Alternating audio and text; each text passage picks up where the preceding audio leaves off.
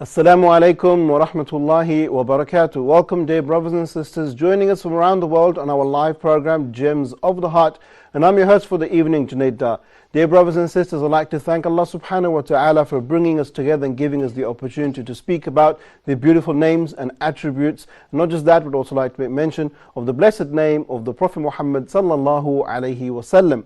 Dear viewers, I'd like to thank all of you for tuning and taking your time out to focus on this very important subject, the subject of Tawheed. From the beginning of the program, we've been looking at the different aspects of Tawheed, the Rububiyyah, the Uluhiyyah, the worship of Allah subhanahu wa ta'ala, and now we are entering into the names and attributes of Allah subhanahu wa ta'ala. We've taken approximately, I think, 20 names, if I'm correct in understanding, and today's name is a very unique name, and that is the name of Al-Wahab. We'll go into that in some detail.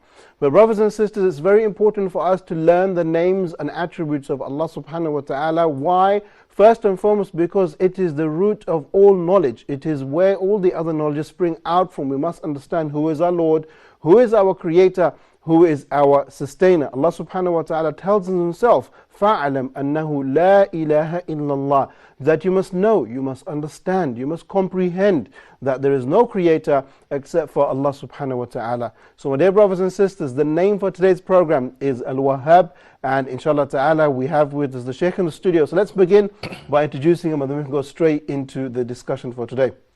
If I can turn to Sheikh Ibrahim Zidan, Sheikh, I'd like to give you a warm welcome today on Gems of the Heart by saying Assalamu alaikum. Wa alaikum assalam wa rahmatullahi. Okay, Sheikh, so we've got the name Al-Wahab, and if I can start off, as we do always, with the definition of what this name actually means, please.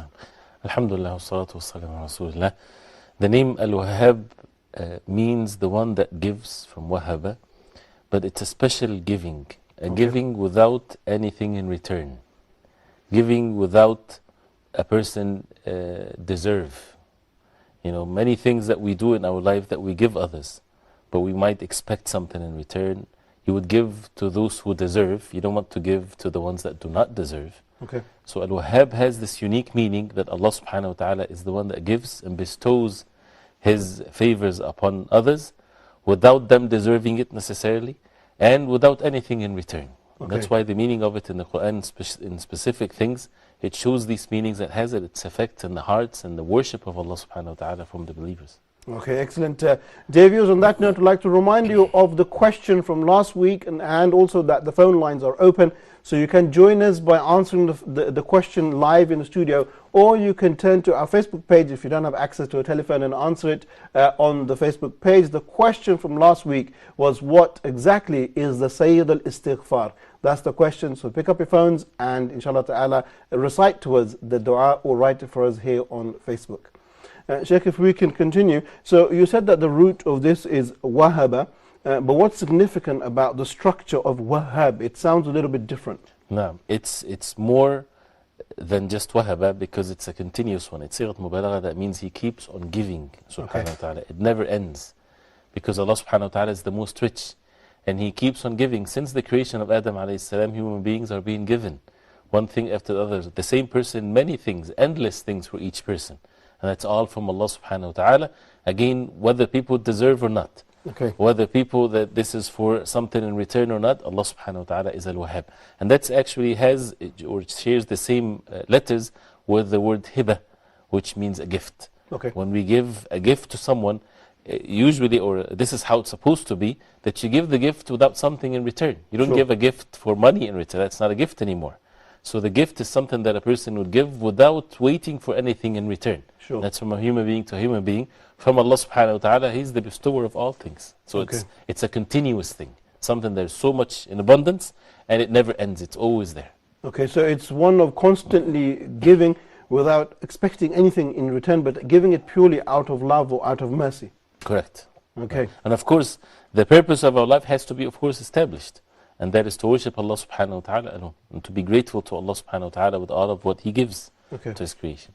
All right, and Sheikh, the name itself, Al-Wahab, appears in the Quran a number of times in the form, verb, and also 3 times as the proper noun, as we've described before. One of the verses I'd like to look at, also Sheikh, actually when we look at the word Wahaba in the verses, we find that they're usually connected with 2 things, either discussing family matters, asking about children, so on and so forth, and the second about spiritual matters.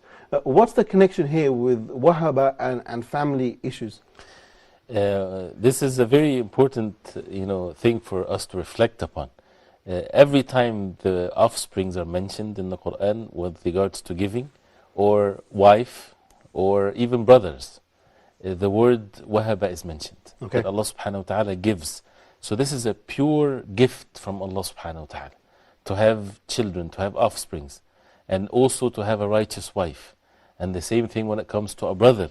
So this is a pure gift from Allah subhanahu wa ta'ala. We can say that we do not deserve anything. Like we cannot say, I deserve to have children. Who said that? We don't deserve as far as our rights that we have to have children. Okay. Allah subhanahu wa ta'ala is the one that bestows this on us. Sure. And that's one of the adornments of this life. And the same thing to have a righteous wife. And that's from the dua of the believers. رَبَّنَا هَبْ لَنَا مِنْ أَزْوَاجِنَا وَذُرِّيَّاتِنَا قُرَّةَ أَعْيُنٍ. وَاللَّهِ هَبْ. This is the dua to give us from you, subhanahu wa ta'ala, Sure. from our wives and our children, the comfort of our eyes. Because it's not something that a person deserves. And when this significance of the meaning is present, then we will be able to really, truly know how to deal and treat our families. Okay. If it's a pure gift, it's different than something that I deserve or something of that nature. The relationship will be totally different from that perspective. Okay, excellent. Sheikh, in order for us to truly understand that relationship, I would like to go through some of the verses and how they're connected with families and offspring. One of those is a story with Ibrahim alayhi salam, where Allah subhanahu wa ta'ala tells us, Alhamdulillah alladhi wahaba li ala al-kibri Ismail wa Ishaq. The connection with Ibrahim and his children here. Now, Ibrahim alayhi salam, as we know that he reached old age when Allah subhanahu wa ta'ala gave him his son Ismail and Ishaq. And the story of Ibrahim alayhi salam is one of the stories that are so amazing, and it shows in it the iman of Ibrahim alayhi salam and his certainty and relying on Allah subhanahu wa ta'ala. And when Ibrahim alayhi salam praising Allah subhanahu wa ta'ala, being grateful to Allah subhanahu wa ta'ala that Allah subhanahu wa ta'ala bestowed on him, Ismail and Ishaq. And the word wahaba is mentioned here because it's given to Ibrahim alayhi salam when he has no means physically to have children. Okay. When he reached old in age and his wife was barren and she could not have children. And Allah subhanahu wa ta'ala, when he decrees something, then all the means, he's the creator of the means, subhanahu wa ta'ala. So this was clearly, purely a gift from Allah subhanahu wa ta'ala, because again, human beings sometimes they fall into the trap of being attached to the means. A person would say, I have the means to have children, and my wife is the same thing, so why this is not happening? So they think it's kind of a necessity or something that is a right for them, that they have to have this. No, it's purely from Allah subhanahu wa ta'ala. People can be absolutely physically fine, but Allah subhanahu wa ta'ala decreed for them not to have children, or to have a boy or a girl, a male or female. This is purely from Allah subhanahu wa ta'ala. يَهَبُ لِمَنْ يَشَاءُ. And as inshallah the verse will come, so it's not according to our decision, it's all from Allah subhanahu wa ta'ala. Okay. So that showed clearly in the story of Ibrahim alayhi salam. And truly any one of us, although we're not the same, necessarily like the way of Ibrahim alayhi salam, but we have to look at our offsprings the same way. Right. That we have been given our offsprings without, really having the means to rely on. It's all from Allah subhanahu wa ta'ala. SubhanAllah. And sometimes you think about these precious gifts that Allah gives. Do you actually deserve them? What have you done to attain them? But Allah keeps giving, as you made mention. Right, and even the Sahab, the companions of the Prophet ﷺ, especially in the story of Sulaym, radiallahu anha, when her son died, Okay. and how she prepared her husband to give him the news. She gave him a beautiful example that brings this meaning of gift or something that is given from Allah. Okay. That this son was the most beloved son to her husband, Talha radiallahu anh. And he was so concerned and sad when his son was sick, and the people would see that on his face. So when he died one time and he was not present in the house, so when he died, and Sulaym radiallahu anha, she prepared her son and she put him aside, and he's dead. And her husband came with guests with him. She entertained, she fixed food for them. She did not inform of them anything. Opposite to what women would do. Right? And this is the iman and the patience in her. She took care of the guests and she cooked food and so on. And after that, she even had relations with her husband to give the rights of her husband. And then after that, and after everything is settled, then she gave him an example, introducing the matter to him. Did not tell him, your son died, but rather she said, what do you think of people that when someone gave them ariya or a gift or something to keep with them, and then after that he asked them for it afterwards, and he said, I refuse to give it back to you. What do you think of these people? He said, they are evil people. Then she said to him that Allah subhanahu wa ta'ala took his gift back. right? So then he said, why didn't you tell me earlier? And then when they went to the Prophet ﷺ, the Prophet ﷺ already knew from the revelation from Allah that Allah was pleased with that night and the action of Sulaym. And as a result of that, the Prophet ﷺ made dua to Allah subhanahu wa ta'ala for them, and it was seen for them 10 children all memorized the Quran as a blessing, thing for that night that they had together, and this contentment. And the example that she mentioned is very important to link the children with this fact that this is a gift from Allah and He can take it anytime He wants subhanahu wa ta'ala. And people sometimes they panic and even they lose their iman, their faith, if they lose a child, for example. It's a gift, something that Allah gave and something that Allah subhanahu wa ta'ala took back. It's clearly showing she had lots of patience, not just patience but also strength to hold the news back for such a long time. And the reason why she was like this is by really understanding the meaning of Al-Wahab. That Allah subhanahu wa ta'ala is Al-Wahab. When the iman is present in the heart, then everything will be seen in the right way. Okay, excellent. Sheikh, also we find that another verse talking about Ibrahim alayhi salam, when he says, وَوَهَبَ لَهُ إِسْحَاقَ وَيَعْقُوبَ. So in another verse, not just talking about Ibrahim's children, but talking about his progeny, those that are going to continue to come. So it's really giving you a long vision or a deep understanding of the word. Right, and this is another important point is, and a person can be gifted not just by his own immediate children, but they even can come after generations. Even he passed away and he left this world, and Allah subhanahu wa ta'ala bestows a favor on him that it comes in later generations. And that's what the meaning of the hadith, احفظ الله يحفظك, guard the orders of Allah, protect the orders of Allah, Allah subhanahu wa ta'ala will protect you. It was said that it comes into even to the 6th and the 7th generations. SubhanAllah. A person is being righteous, being pious, he doesn't see that in his immediate children, but it might come into the grandsons or the great-grandsons and so on. And this can be also in the balance of his good deeds. Allah subhanahu wa ta'ala knows best. So it's a continuous, the lineage of the person is a continuous thing. And of course it's the blessings of the Prophet sallallahu alaihi wasallam being from the progeny of Ibrahim alayhi salam. And he's the father of all the prophets after him. All of this, see the ibadah of Ibrahim alayhi salam and his dua and how he received the child when he was old in age. And no prophet was sent after Ibrahim alayhi salam unless he is from the lineage of Ibrahim alayhi salam. And so just to think, like you said, Sheikh, that a father, his progeny and those that follow, he gets the ajr or the reward of every good thing that that person does, that follows. Right, especially that if he has a say in it, meaning from his actions, and he passed on the religion to his offsprings and so on, he gets everything that comes from his lineage. Okay, excellent. Sheikh, also we can see that in the life of Sulaiman alayhi salam, when we find Allah subhanahu wa ta'ala says, وَوَهَبْنَا لِدَاوُدْ Sulaiman, that the same thing, he was gifted Dawood.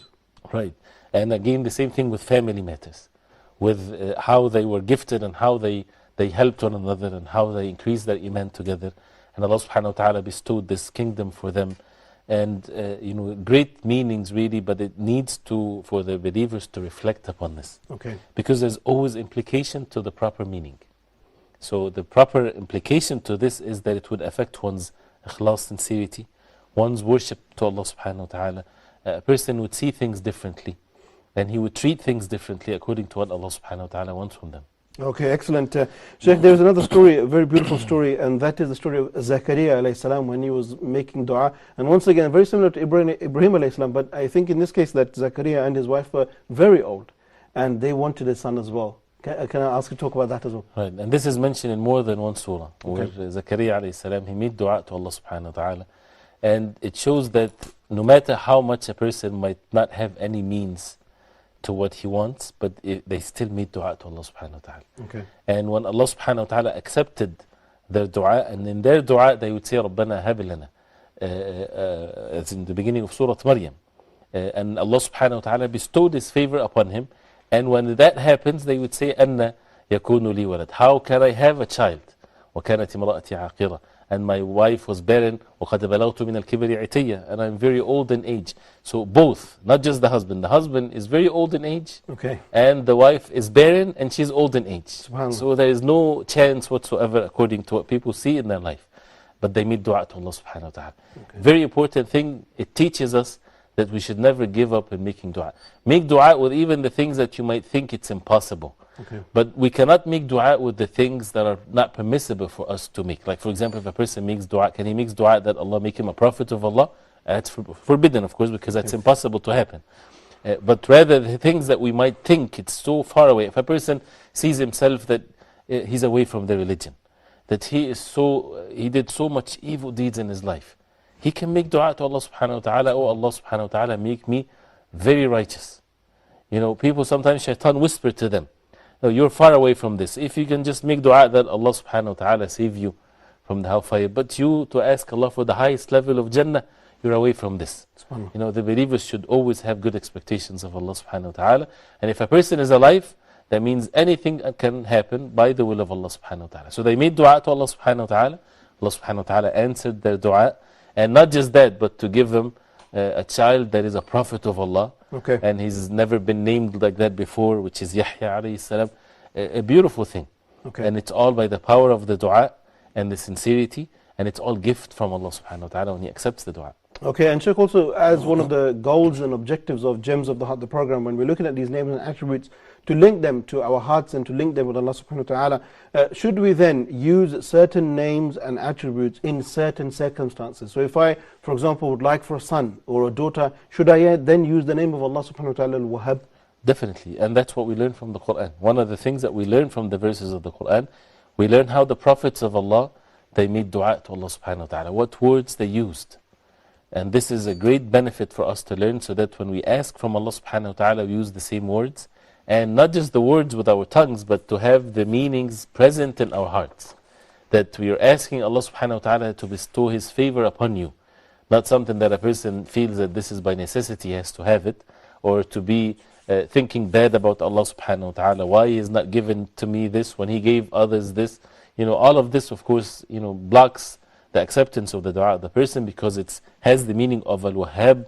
And so the believers, when they have this in their hearts and they ask Allah subhanahu wa ta'ala, Allah subhanahu wa ta'ala is the most merciful. Okay, excellent. And Sheikh, one of the du'as you mentioned earlier, but I want to elaborate on it a little bit further, when Allah subhanahu wa ta'ala teaches us that رَبَّنَا هَبْ لَنَا مِنْ أَزْوَاجِنَا وَذُرِّيَّتِنَا قُرَّةَ أَعْيُنٍ, that in this particular du'a we're talking not just about children, but also about wives. So what's the relevance here between the name Wahab and also wives and children? Now, first of all, this is one of the attributes, one of the characteristics of the believers. So if people are truly believers, they would make such a dua.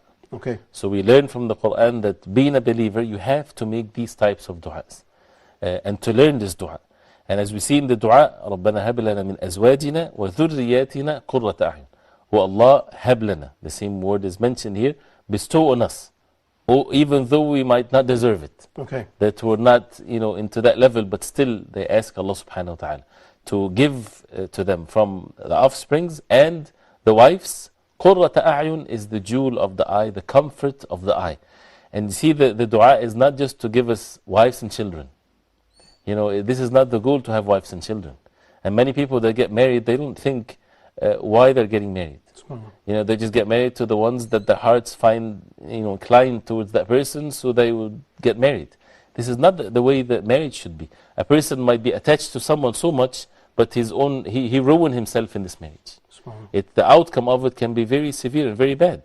So the outcome is what the believers they seek, to establish the worship of Allah subhanahu wa ta'ala, and to have the comfort of one's eyes. Okay. And to leave the matter to Allah subhanahu wa ta'ala. And the comfort to one's eyes, the Prophet sallallahu alaihi wasallam, he said that dunya mata', this dunya is nothing but just a temporary enjoyment.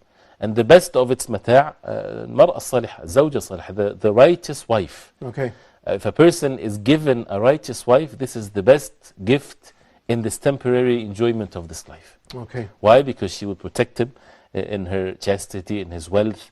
She would be kind to him, and she is wadud and walud, and she's loving and so on. And that gives the comfort to the person. For a man, if he doesn't have this, his life can be completely a disaster. Right. So to ask Allah subhanahu wa ta'ala to bestow on oneself a righteous wife, and to have the offsprings can be the reason for one's also misery in this life. Sure. And we know the story in Surah Al-Kahf about Al-Khadr, of how that Al-Khadr, he killed the child, and he informed Musa alayhi salam that this child, he knew by the revelation from Allah subhanahu wa ta'ala that he would ruin his parents. So sometimes children, they become the source of misery for the parents. So we don't want just to have offsprings or children, but we want them to be the comfort of our eyes. And that's the significance of learning even how to make dua. Okay. So Allah subhanahu wa ta'ala knows best, and that's why when it comes as a gift from Allah, is different than it becomes, is given to the person as a punishment from Allah. Okay. And also, Sheikh, on this note, we're asking Allah to give. So, does this dua apply if a man doesn't have a wife and he's asking for a wife? Or can it also be used if someone does have a wife but he wants her to be a better wife, a more pious wife? Can he then use the same dua? Right. The dua is to be said at all times, whether a person is married or not married, whether a person has children or don't have children, because the children can change and the wife can change. And it's always, really in relationships, it's amazing that how Allah subhanahu wa ta'ala is the most just, and the matter is very complex. That people, they want a righteous wife, but they themselves are not righteous. It doesn't work this way. Okay. Or a person wants his offsprings to be righteous, but he commits sins. It doesn't work this way. So if a person really is asking Allah subhanahu wa ta'ala to bestow His favor upon him, he has to be what he wants in his wife and what he wants in his children. And also the significance of a gift. That means when you give someone a gift, that means you love that person. Sure. You're doing a favor. You're not giving to him a punishment. And that's why we have to be careful. When we give gifts, it is not permissible to give someone something that is haram as a gift. Okay. Otherwise, you really don't like that person. Right? So when a person is being given a gift, a righteous wife or righteous children, this is really what matters. Otherwise, a person can have a wife and children, and in reality, there are punishment from Allah subhanahu wa ta'ala for that person as a result of his own sins. Okay. So they would make his life a disaster. So that's why the significance of habilana, bestow on us, give us this favor of having the comfort in our eyes from the children and the wife. Okay, and Sheikh, also when you've explained that dua, at the end of that dua, Allah subhanahu wa ta'ala, وَجَعَلْنَا لِلْمُتَّقِينَ إِمَامًا. Sorry, before you answer that question, we've got Abdul Latif from Nigeria. Let's take this phone call. We have with us brother Abdul Latif. Assalamu alaikum. Wa alaikum assalam wa rahmatullahi wa barakatuh. How are you doing, my brother? Alhamdulillah. Assalamu alaikum ya Sheikh Ibrahim. Wa alaikum assalam wa rahmatullahi. Go ahead, Abdul Latif. Do you know the answer to the question, what is the Sayyidul Istighfar?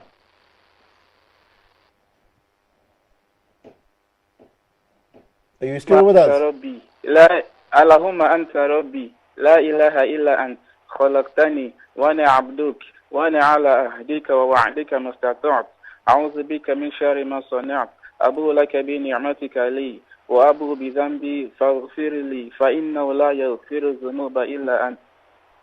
Okay, mashallah, Sheikh. What does he get out of 10? MashaAllah, brother Abdul Latif the recitation is very nice too, MashaAllah. MashaAllah, Abdul Latif, MashaAllah, you call us regularly, reading verses from the Quran, reading dua for us as well. We thank you very much. Your answer is correct, just like the Sheikh said. So, MashaAllah, may Allah increase you in your knowledge, may Allah increase you in your memorization as well. Continue to call us. Dear viewers, if you'd like to call us and add to that as well, like to read the dua in a beautiful way, just like Abdul Latif did, feel free to pick up the phones and join us as well. We'll read the comments on Facebook towards the end of the program, but the phone lines are open. If you have a question as well, feel free to ask us that on air as well. So thank you very much, brother Abdul Latif. So Sheikh, the end of that particular dua, so we said, وَجَعَلْنَا لِلْمُتَّقِينَ إِمَامًا. Now, what is the significance here? What are we asking for here? Right. It literally means that, oh Allah, make us to the muttaqeen, to the people of taqwa, to the believers, those who fear Allah, imaman, leaders. What it means really is not necessarily to be leaders or imam in the salah, or to be the leaders of the believers in a physical sense. What it means is to make us sources of guidance to others and to make us guided from the believers. Okay. So it's like a continuous chain. We receive guidance from the nations before, from the generations before, and we become the source of guidance for the generations to come. Right. Because how would the next generation get to be steadfast on the deen of Allah? It comes from one generation to the other. Each generation gives, and hands on the revelation, if it's correct to say, from one generation to the other. Our job, we can see that and perceive our job on the face of earth is that how can the deen, the religion of Allah, be preserved by us, so that the next generation gets the religion the way it was at the time of the Prophet ﷺ. Okay. You see, when generations, they start to deviate from the truth, that things get worse and worse, and then generation that is weak away from the religion, so it gives the religion to the next generation even worse, and even weaker and weaker. But when a person, his job is to make sure that the religion is not going to be weak from his end. He's going to give the religion to the next generation exactly the same way it was at the time of the Prophet ﷺ. So he become a source of guidance. So all the generations to come become in the source of his good deeds. He get good deeds by them applying the religion that he basically gave them in this chain of generations, one after the other. It's a beautiful concept, beautiful meaning, and especially as Muslims today, we are in need of this.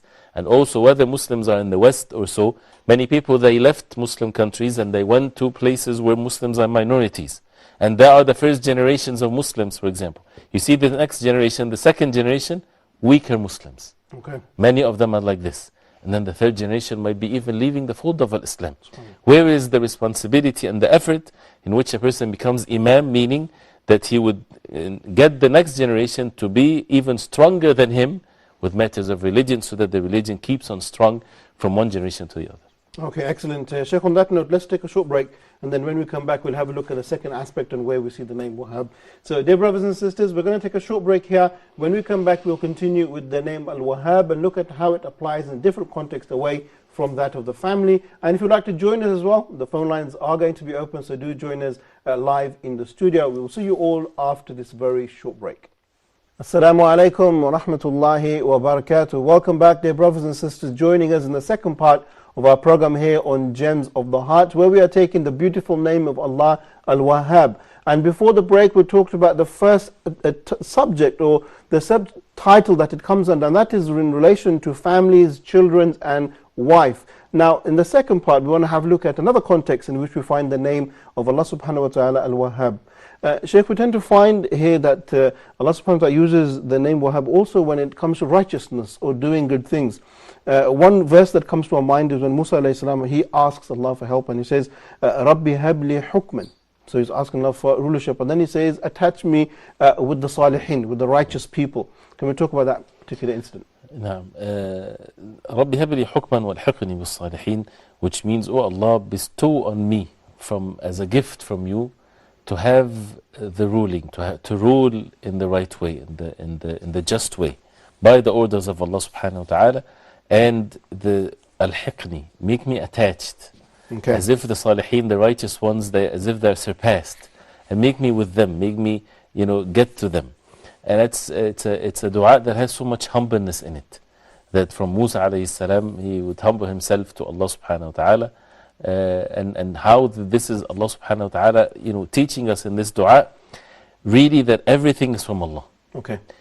We should not rely on our own abilities, but rather this is only from Allah subhanahu wa ta'ala, and we take the means.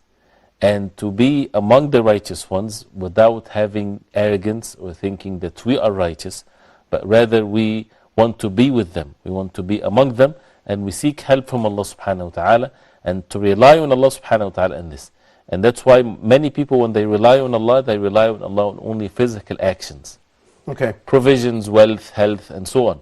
But the most important matter to rely on Allah subhanahu wa ta'ala on is to be righteous, is to be obedient to Allah. And that's the most important gift in life. A person can be given wealth and health and children and wife and all kinds of things, but he loses the most important thing, which is matters of Iman, whether it's in its totality or a portion of it, having weak Iman. No, the one that has strong Iman, even if he loses everything, but he has been given the best gift, which is the gift of Al-Iman. Okay, and also, Sheikh, can we say that it's a gift from Allah when we say Al-Hiqni bi-Salihin, that a gift to have good, righteous friends, to have good companies, those who remind you of Allah? This is another gift from Allah. It's definitely one of the great gifts from Allah, especially at times of difficulties and fitan. And one of the early generations of Islam, he said, from the good sign for a person that he embraces Islam and when he repents to Allah subhanahu wa ta'ala, that Allah subhanahu wa ta'ala would send a righteous companion or a friend from the people of Ahl Sunnah to be with him. Because you see, when someone, say for example, embraced Islam, what if a deviant comes to him? He would take him into his path of deviation. And there are so many deviations out there. So it's out of as a gift from Allah subhanahu wa ta'ala, is that when a person has no knowledge of the religion of Islam, and Allah subhanahu wa ta'ala would send to him a righteous person, someone of knowledge, someone on the truth, that means he will be guided by him. Okay, excellent.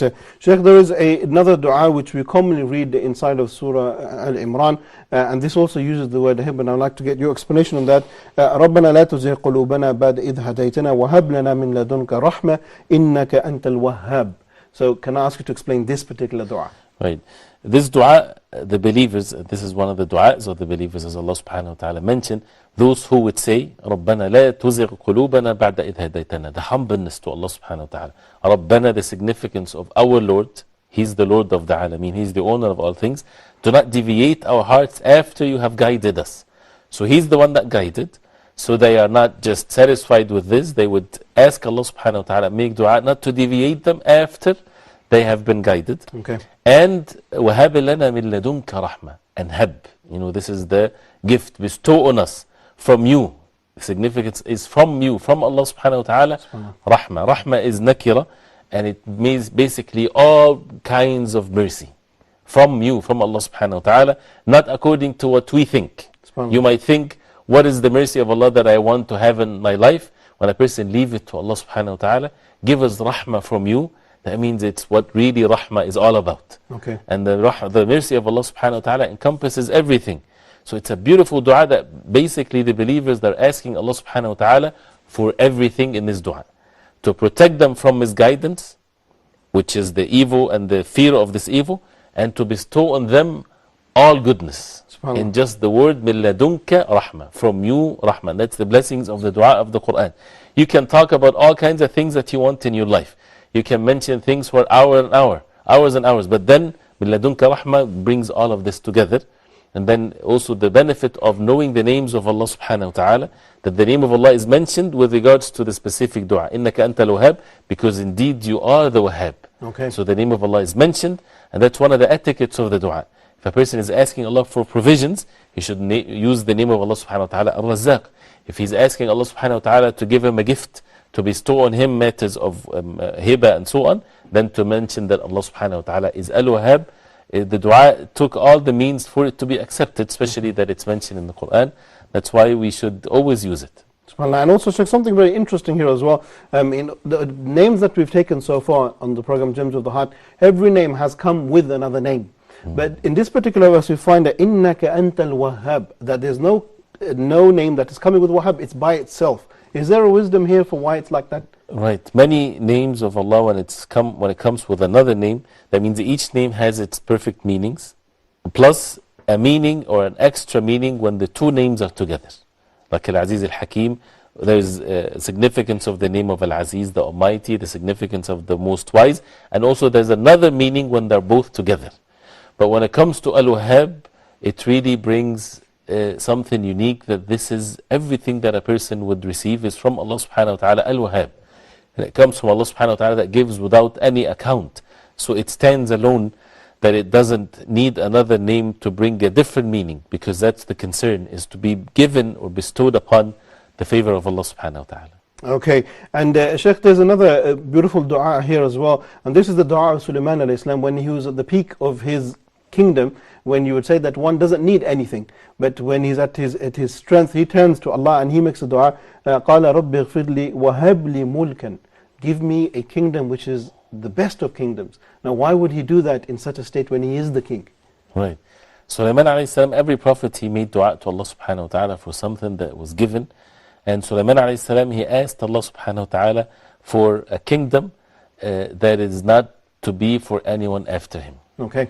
هَبْ لِي مُلْكًا لَا يَنْبَغِي لِأَحَدٍ مِّن بَعْدِي, that is, does not befit for anyone after me.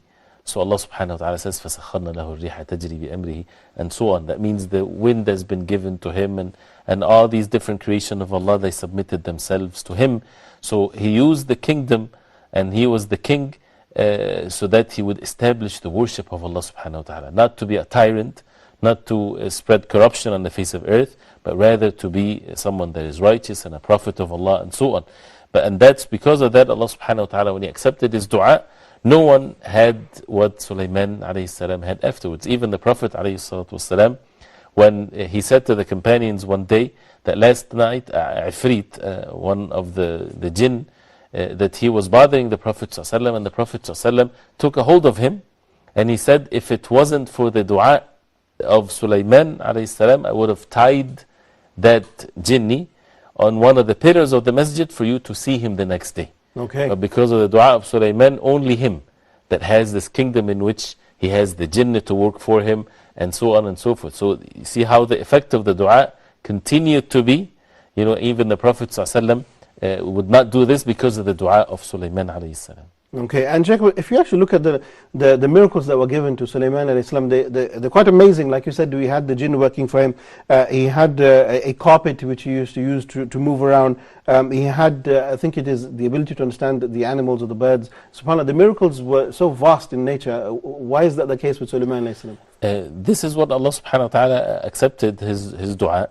And the Prophet alayhi salatu wasalam, by the way, he was given that choice, whether to be a king and a prophet, or a slave of Allah and a prophet. Okay. And he chose to be a slave of Allah and a prophet, because a person might think, and of course we do not mention any superiority in the context of putting down a prophet of Allah. Other prophets of Allah are great individuals, the best of all human beings and so on.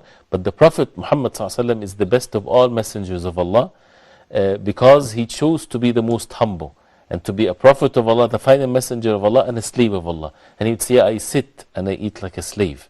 And he would eat on the ground, and he had less in his life, in which if he chose والسلام, to have the treasures of the east and the west, it would have been with him. But the Prophet ﷺ chose otherwise. And that's what even he was guided to the fitrah, as Jibreel said to him when he chose the milk over the wine and so on. So is the rizq, the provisions of Allah subhanahu wa ta'ala is different, and it fits for every nation to the other what is best for them. And for the final messenger of Allah Muhammad ﷺ to be the best example to all mankind, people might say if he was a king and so on, well, we're not kings, we're not able to do so, we're not able to imitate him. Allah subhanahu wa ta'ala made him the example to all mankind till the day of judgment in the best character and the best even matters of provisions that was given to him. Okay, excellent. Sheikh, in this next part, I would like to have a look at a little bit more detail in dua itself, because we've talked about lots of different du'as throughout this program. I want to first look at the nature of dua that Allah subhanahu wa ta'ala gives. And on a daily basis, we are given stuff we don't even ask for. So what would it feel like if we actually ask Allah with the right names? How much more would Allah give us? Right, this is a beautiful meaning, because that's what really the meaning of Al-Wahab.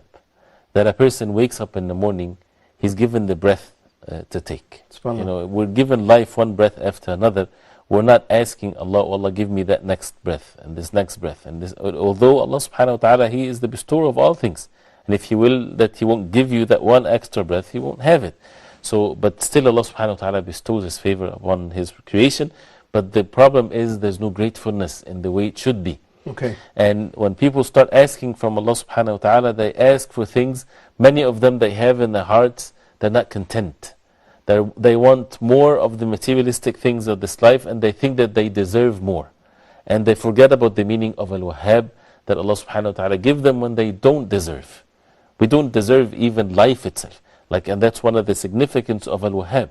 He's the one that gave us this life. Okay. When we talked about that before, that we did not have a previous life, that we earned something to be able to have this life. We're given this life without deserving anything. We found ourselves walking and talking, and where did that come from? We don't deserve anything. It's just given to us. Sure. So therefore, when a person thinks this way, he would see how much injustice that the human beings they do when they associate partners with Allah. Okay. When they're not grateful to Allah, when they commit sins and so on. Sure, excellent. Sheikh, also I want to have a look at how some people may feel that their du'as are answered or not answered. When a person makes du'a, what are the consequences to that? And what I mean is, first, the person's du'a, is it answered or accepted in the direct manner, or are there other ways in which a du'a is answered? No, the du'a is the ibadah, as the Prophet ﷺ said. So this is part of the worship. This is the worship of Allah subhanahu wa ta'ala. And therefore, when the believers, they make du'a to Allah subhanahu wa ta'ala, of course, they take the means so that the dua is accepted, because it's clearly mentioned in the Quran and the Sunnah of the Prophet ﷺ, what are the things that prevents the person from the dua to be accepted, like eating haram, non-permissible things, asking the non-permissible matters, and so on and so forth. Sins affect the person. So when a person makes dua to Allah subhanahu wa ta'ala, if Allah subhanahu wa ta'ala accepts the dua, the acceptance is not necessarily what we expect it to be. Okay. So that's what the Prophet ﷺ said in the authentic hadith. When Allah subhanahu wa ta'ala accepts the dua, either the person gets what he asked for, or he is pushed away harm from him the same way of what he asked, the same magnitude, or it will be kept for him in the day of judgment. Okay. And that's why the happiness of the person when it's kept in the day of judgment is far more than what if he's given in this life. But that leads us to something else. what we ask Allah subhanahu wa ta'ala for, either it's matters of this worldly gain or something of the hereafter. Sure. The hereafter, to enter Jannah and to be guided in this life to reach that final destination. This is if a person is sincere. Allah subhanahu wa ta'ala accept this, the person will be guided on Islam, he will be obedient to Allah subhanahu wa ta'ala, and so on. And that's definitely, we know what is good in it. But when it comes to materialistic things, a house, a car, health, or this or that, we still ask Allah subhanahu wa ta'ala, but Allah subhanahu wa ta'ala knows best. Okay. What is best for us with matters of iman and guidance. If a person asks Allah subhanahu wa ta'ala, oh Allah give me wealth, and he doesn't care about his iman, Allah subhanahu wa ta'ala can give him wealth and he take away the most important thing, and that is his faith and his obedience to Allah. And that would lead him to his own destruction. So the dua is accepted, but it's not really the acceptance. Okay. The acceptance is when the person is guided also, that he would receive this blessings till the day of judgment, and an everlasting favor from Allah subhanahu wa ta'ala that does not affect one's faith and one's obedience to Allah.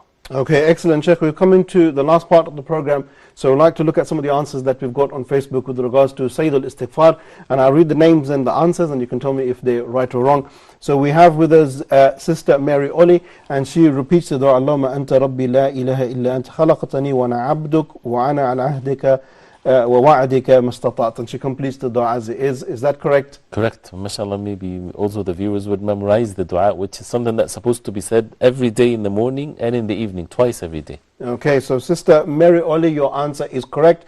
And also we have Latif, and he repeats the same dua as well. So once again, Brother Latif. Sister Samreen Iqbal, and she repeats the same dua as well. So inshallah, 3 people with the same dua, Shaykh. MashaAllah, may Allah subhanahu wa ta'ala reward them and make the dua accepted for all of us, inshallah. Okay, so well done to all 3 of you, Sister Mary Oli, Brother Latif, and also Sister Samreen. May Allah subhanahu wa ta'ala accept your work and increase you in your participation with us here as well, and increase you in making these du'as. Now we've come to that time where we've got to give you the question for this week. We've got to prepare you and keep you busy, so inshallah ta'ala you will join us on our next week's program as well. Sheikh, the question for this week, would you like to give it? No, you as usual. Alright, so let us go with the tradition, and I will give the question here. And the question is as follows: in which dua, and once again this was mentioned in the early part of the program, but I think it's an easy question this week. In which dua does Allah subhanahu wa ta'ala mention the comfort of the eyes? You can see the question there on your screens, and you can inshallah ta'ala answer that on our Facebook page after the program. This week, unfortunately, the question was put a little bit late on the page, but inshallah this one will be put straight after. So in which dua did Allah subhanahu wa ta'ala make mention of the comfort of the eyes? And that was clearly mentioned in the early part of the program. So do join us on Facebook with that particular question. Sheikh, before we conclude, there is an interesting statement that I found that Aisha, may Allah be pleased with her, she makes a statement with regards to dua, and she says, Salallah kulla shay, ask Allah for everything. And she even makes the comparison that if your shoelace breaks or unties, even ask for that. What is the wisdom here behind this statement? This is actually the way of the companions of the Prophet ﷺ. As it was mentioned about them, they used to ask Allah subhanahu wa ta'ala everything, even if the shoelace is torn, they would ask Allah subhanahu wa ta'ala. The significance of that is really when a person's heart is full of the love of Allah, understanding who is Allah subhanahu wa ta'ala with His names and attributes, then a person would see that nothing can be attained except by the will of Allah. If Allah subhanahu wa ta'ala will for you not to have salt today on your food, you won't have salt on the food. Okay. So therefore, it's out of actually ignorance when a person does not ask Allah subhanahu wa ta'ala for these things, thinking I have it already at home. No, you have it already by the will of Allah subhanahu wa ta'ala, and Allah subhanahu wa ta'ala will for you not to benefit from it, you won't benefit from it. So they used to ask Allah subhanahu wa ta'ala even for the salt of the food. And that's not to belittle the matters of ibadah and so on, to use it in all of these details. No, this is part of being a believer, is to ask Allah subhanahu wa ta'ala for everything. And even with the word Al-Wahab and how it even affects our, giving a gift to a Muslim, it's a good deed. That's part of worshipping Allah subhanahu wa ta'ala with the name of Al-Wahab. Okay. That Muslims give gift to one another. And the Prophet ﷺ, tahadu tahabbu, give gifts, you would love one another. And that's why the love of Allah subhanahu wa ta'ala increases in the hearts of the believers when they understand the name of Al-Wahab. And also one of the rulings of it, that if you give a gift to someone, you don't ask for it back, because that's what Al-Wahab means. He does not do it for any return. And the Prophet ﷺ said that whoever do this, gives a gift to his brother and then he asks for it back, is like a dog vomit and he eats his vomit back. Something very Okay. disturbing, but this is how evil it is for a person to do that, except a father to a son. The father, he's the only one that can ask his son to give him back his gift. Okay, very nice, Sheikh. We're going to have to stop there. We've come to the end of the program. I'd like to thank you very much for coming and sharing with us this knowledge on the name Al-Wahab. So thank you very much, Sheikh. Allah yabarak feek. Jazakumullah khair. Okay, and on that note, I'd like to conclude and say Assalamu alaikum. Wa alaikum assalam wa rahmatullahi wa barakatuh. Okay. Dear viewers, we've come to the end of our program here on Gems of the Heart, where we looked at the beautiful name Al-Wahab. Now, there are so many benefits we can extract from this name. From amongst those that we discussed here today was first and foremost that its connection with children and wives. If you're looking for a child or you're looking for a wife, or if you have a child and a wife but you want to improve this situation or the iman, there are so many du'as that the Sheikh mentioned here that you can benefit from by reading them and being sincere in that as well. Not just that, then we progressed and looked also at how the word or hiba or wahab is used in righteousness. If you want to be put alongside righteous people or attached with the righteous people, and hereafter we can also make use of these supplications. And finally, just like the Sheikh concluded, is the fact of hiba is to give a gift. So one of the practical things that we can walk away with, apart from the making the du'as at certain times and occasions, is giving gifts. Let's be good Muslims and let's go and give our friends and families a gift and not expect anything in return. That way we will feel the name of Allah subhanahu wa ta'ala Al-Wahab, and you will give a hiba, a gift, as explained. So my dear viewers, I'd like to thank all of you for tuning in, and we will see you next week on our program Gems of the Heart. Do your homework and do answer the question on Facebook as well. So until next week, Assalamu alaikum wa rahmatullahi wa barakatuh.